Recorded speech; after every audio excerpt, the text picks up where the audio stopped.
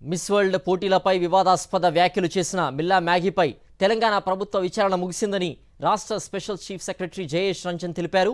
Miss world నిర్వాహకులు కోర్టులో case వేశారని, మిల్లా మ్యాగీపై యూకే ప్రభుత్వం చర్యలు తీసుకోబోతోందని ఆయన వెల్లడించారు. మిల్లా మ్యాగీపై తెలంగాణ ప్రభుత్వం ఎలాంటి చర్యలు తీసుకోదని స్పష్టం చేశారు. మిస్ వరల్డ్ తుది పోటీలకు అన్ని ఏర్పాట్లు పూర్తి చేశామని, 109 మంది కంటెస్టెంట్స్తో 40 మంది సెమీఫైనల్కు చేరారని చెబుతున్న జయేష్ రంజన్తో మా ప్రతినిధి Srikar face to face. Telangana రాష్ట్రంలో మిస్ వరల్డ్ పోటీలు సక్సెస్ఫుల్గా రన్ అవుతూ ఉన్నాయి. రేపు ఫినాలీకి అన్ని ఏర్పాట్లు రాష్ట్ర ప్రభుత్వం చేసింది. ప్రస్తుతం మనతో పాటు జయేష్ రంజన్ ఉన్నారు. సార్, ఎట్లా జరుగుతున్నాయి ఫినాలీకి సంబంధించినటువంటి అరేంజ్మెంట్స్? ఫినాలే రేపు సాయంత్రం 6 గంటల నుంచి ఇక్కడ హైటెక్స్ ఆవరణలో జరుగుతుంది. అన్ని ఏర్పాట్లు, ముఖ్యంగా సీటింగ్ ప్లాన్, భద్రత, ఇన్విటేషన్స్ పంపడం, అవన్నీ గత 2 రోజుల నుంచి అంతా నడుస్తూ ఉంది. అన్నిటికంటే ముఖ్యమైన విషయం చెప్పేది ఏముంది అంటే, దీంట్లో ఒక 1000 మంది మన దగ్గర టూరిజం వెబ్సైట్లో ఎవరో కామన్ పర్సన్స్ ఇంట్రెస్ట్గా రిజిస్టర్ అయ్యారు.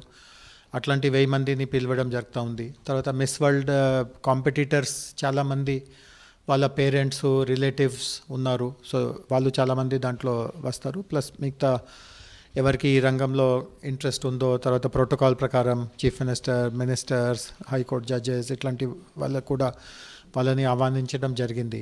అండ్ ముఖ్యంగా మనకు తెలుసు, హైటెక్స్ కానీ హెచ్ఐసిసిలో కానీ గతంలో కూడా ఎప్పుడైనా ఏదైనా ఈవెంట్ జరుగుతూ ఉంటే అక్కడ కొంచెం ట్రాఫిక్ రద్దీ ఉంటుంది, అసౌకర్యం ఉంటుంది. సో అవన్నీ అసలు జరగకుండా చూడడానికి మేము అన్ని ముఖ్యమైన బాధ్యతలు తీసుకున్నాము. అండ్ చాలా మంచిగా ఇది కార్యక్రమం రేపు నిర్వహించుకోవడానికి అన్ని రకమైన ఏర్పాట్లు ఇప్పటికే పూర్తి అయిపోతున్నాయి. చీఫ్ గెస్ట్లు ఎవరైనా వస్తున్నారు సార్, ఇతర దేశాల నుంచి కానీ మన దేశం నుంచి కానీ? చీఫ్ గెస్ట్ అనే సంప్రదాయం ఉండదు ఈ లాంటి కార్యక్రమంలో. మెయిన్ కొంతమంది జడ్జెస్ ఉంటారు అండ్ మిగతా అందరినీ మనము గెస్ట్గా చూస్తాము. అంటే ఎవరో చీఫ్ గెస్ట్, ఎవరో అట్లాంటి విధానం ఏమి ఉండదు. ఎట్లా ఉంది సార్, ఫైనలిస్టులు కాబట్టి వాళ్ళకి సంబంధించినటువంటి అంశాల్లో ఎట్లా ఉన్నారు? అంటే వాళ్ళు చాలా హ్యాపీగా ఉన్నారు. గత 4 రోజుల నుంచి వాళ్ళ రిహార్సల్స్, వాళ్ళ ప్రాక్టీస్ జరుగుతూ ఉంది. ఈ సెమీఫైనల్ ఈ రేపు ఈవెంట్ జరిగే వరకు, క్వార్టర్ ఫైనల్స్ వరకు అన్నీ వాళ్ళ ఇంటర్నల్ కాంపిటీషన్స్ అవన్నీ పూర్తి అయినాయి. రేపు సెమీఫైనల్ మరియు ఫైనల్ అక్కడ స్టేజ్ మీద అందరి సమక్షంలో జరుగుతుంది.